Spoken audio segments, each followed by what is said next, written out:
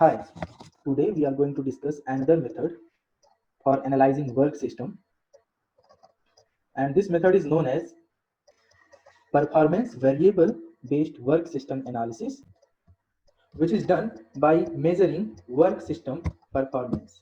Till now we have studied two types of work system analysis: work system framework based system analysis and the principle based system analysis method.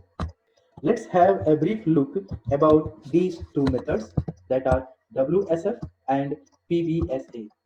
In the WSF method, work system framework method, we get information about the detail of each element of work system framework. For example, for example, the customer is described with this information. The information about the people who receives, uses, and gets benefit from the products and services that are being produced by the work system. Similarly, products and services are described with the information that what products and services does this work system produce. In the same way, each element of work system framework are described with their associated informations. Using this method of analysis, we can describe a system in detail. Then the other method, that is PBSA method. In the PBSA method, we use different principles for justifying the details of each element of work system. For example, this principle, pleasing the customer, justifies this detail. This principle also gives a context to this information, that how the different elements of work system framework are working together for the output. The WSF method, work system framework method. This method gives us detail about the customers, like who receives, uses, and gets benefit from the products and services that work system produces. Details about the products and services, for example, what products and services this work system is producing. Detail about the business process, for example, what are the different steps involved in the business process. So all these details are described from the WSF method. So this WSF method describes the system in detail. Then the PBSA method gives information about reason of each element. So this principle of pleasing the customer gives a reason for doing work for customer satisfaction. This principle of performing the work efficiently gives a reason for what products and services are satisfying the customer's need. This principle also gives a reason to the products and services element of work system framework, that what products and services are being produced for satisfying the customer's need. The principle of performing the work efficiently gives justification for each steps that are involved in the business process. In the same way, different principles are used for analyzing the system. So this PBSA method justifies various details associated with different elements of work system framework. It also summarizes the current situation and finds the possible improvements and a way to design. So from these three outcomes, along with this outcome, we get to know that how system is performing. But once you use performance variable based system analysis, then you will know that how efficiently and effectively the system is performing. So this section will clarify the difference between architecture and performance. Architecture means how a system operates, and performance will tell you that how well, efficient, and effectively a system operates. System performance means a description about how well the system its components and its products operate. So here the emphasis is about the performance, not the architecture. We are focusing on the efficiency, the effectiveness. So in this analysis, we will use several qualitative as well as quantitative measurements. Let's consider some performance variables. Typical performance variables associated with customers are the customer satisfaction. Performance variable associated with products and services are cost to the customer, quality, responsiveness, reliability, conformation to standards and regulations. Business process performance is measured in terms of activity rate, output rate, consistency, productivity, cycle time, downtime, and security. Participants are evaluated in terms of skills, involvement, commitment, job satisfaction. And technology is evaluated using its functional capabilities, ease of use, cost of ownership, compatibility, maintainability. And for evaluating information, we use relevant, completeness, accurateness, and we check whether it is current or it is old, the economy associated with the information, whether it is costly or it is economical. We will study these performance variables in more detail in the forthcoming slides.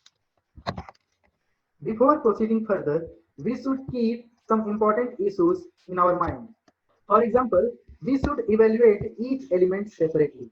So separate evaluation of different elements are done because improvements in one area may not be beneficial for the other area. And it is also important to keep in mind that more is not always better. For some performance variables, more is better, but for others, more is often not better. For example, improving the performance of customer satisfaction may lead improvement in all other elements of the work system, but increasing some performance like consistency, rapid delivery, etc. may impose more cost and more regulations which may affect the technology, participants, and the process also. So if you do the right things but not in right way, then you will get low effectiveness but high efficiency. But if you do the right things in right way, then you will get high effectiveness and high efficiency. But if you neither do the right things nor in right way, then you will get low effectiveness and low efficiency. Now let's have a look on different performance variables associated with different elements.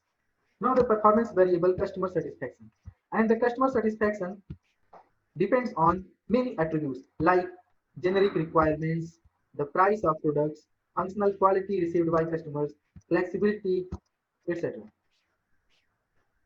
So how we measure these performance variables?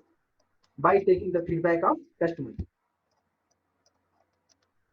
If suppose 100 customers given feedback and their average is 3.5 on a scale of 5 and our expected feedback was 4, we were expecting 4 feedback out of 5, that means the customer satisfaction is lower as we expected. But if we got 4.5 customer feedback on a scale of 5, that means customer satisfaction is better. Now we will discuss the performance variables associated with the product and services. So the first performance variable is cost to the customer, and it is calculated by calculating total cost of ownership. What it means? So the total cost of ownership is calculated by the purchasing cost, delivery cost, and so many other costs as mentioned here. These performances tells us that what is the quality of product and services, and it tells about how the work system is performing to produce what quality of product and services. The other performance variable associated with the product and services is quality. So quality of a product and service is calculated by comparing it with the other available product and services. So for a desired function, how fit is your product? And then we compare that how fit are the other available product and services are. This tells us the quality about our product and services. So in this method, we make comparison and it gives us a objective measurement of quality. But subjective measurement by subjective perception by the customers also measures the quality. Next performance variable is responsiveness, and it is measured the time taken between the communication between the customer and the supplier or producer. So this communication delay measure the responsiveness. A subjective perception is also associated with the measurement of responsiveness. And this subjective perception measures the extent to which the producer tailors the product or services to the customer's needs. Then reliability. Reliability measures the remaining useful life and the frequency of failures or defects. Conformance. The conformance is measured with respect to the specific standards or regulations that products or services was expected to fulfill. This conformance is evaluated with respect to the specific standards or regulations that were expected. So the next is about the performance variables associated with the business process. So what performance variables we will discuss in this section? The first one will be output rate and activity rate. So output rate is defined as the amount of outputs produced per unit of time, and the activity rate is defined as the number of entering work steps performed per unit of time. So if very few number of activities are performed to obtain the output, then the output rate and activity rate will almost be same. But suppose an output is produced by performing several activities, means so many activities, then the activity rate will display a different kind of result and the output rate will present a different kind of situation. So the distinction is important mainly for systems that take long to complete, and if it is very complex, that means if it consists of so many activities. For example, let's discuss the capstone project and consider that there are three groups, 1, 2 and 3. The first group completed their work in suppose 10 days, whereas second group completed the work in 7 days, and the third group could not complete the work. So output rate is best for this group. But once we checked their activities, then we found that this group performed 20 manufacturing operations, and this group performed 70 manufacturing operations. But in case of this group, they performed 100 manufacturing operations because their product was very complex, and in this procedure they could not complete their work. And it was also found by the third group that they found 100 ways of doing project which turns into a failure. They came up with several findings. So this activity rate opens a new scope for the analysis. So the activity rate is a good prediction of the output rate. Now consistency. So consistency means applying the same techniques in the same order to obtain the same results. For example, so a very good example is ATM machine. In ATM machine, for withdrawing the money, we follow the same steps again and again. You can't change the procedures or number of steps for withdrawing the money. That means the business process is very consistent. But what will happen if the consistency is not maintained? In that case, you will find that whenever you go to the ATM, the business process or the steps followed to withdraw the money has been changed. That will produce several confusion in the customer. So it will increase the time consumed in withdrawing money, and that change in the business process may affect the customer satisfaction, the participant information and technology used. So as a result, the unwarranted variability destroys the quality. So what helps the organizations to do things consistently? It is the information system. So information system forces the organizations or helps the organizations to do things consistently. But emphasizing consistency often makes it difficult to be flexible. So if flexibility is compromised, then you can't fulfill the changing need of customers. So as the customers change their requirement, you will feel difficult to fulfill their needs. What this flexibility means? Flexibility means the ease with which the process can be modified in order to meet the customer needs or in order to adapt to external changes. For example, suppose some regulations has been changed and this ATM withdrawal process needs some process change or needs some step changes. Then if flexibility is very difficult, then how we can make that changes? Productivity. Productivity means the amount of output produced versus the resources consumed. Reverse of productivity is waste. So waste denotes any activity that uses resources but don't add any value to the output. Information system does not always lead to increased productivity. The reason is the cost of information system. Information system is very costly. If the process is very simple and it is producing a product and it is working for a very small number of people, then it may not be very cost effective. Cycle time. Cycle time is equal to, or cycle time is calculated as the length of time between the start of a process and its completion. It includes the processing time for each step, waiting times between steps, dependencies between steps, and delay due to any bottleneck. Downtime. Downtime is calculated as the amount of time the process is out of operation due to any fault or any regular maintenance. So this downtime occurs due to unexpected failures, planned maintenance, and it is especially important consideration for e-businesses. Information performance variables.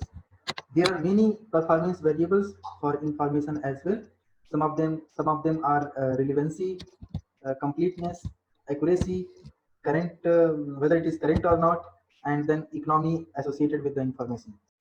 I have already covered or explained all these aspects of information in our introductory lecture, so I will not discuss it again, but everything is written, so you can read and understand it very easily. Thank you for your kind attention.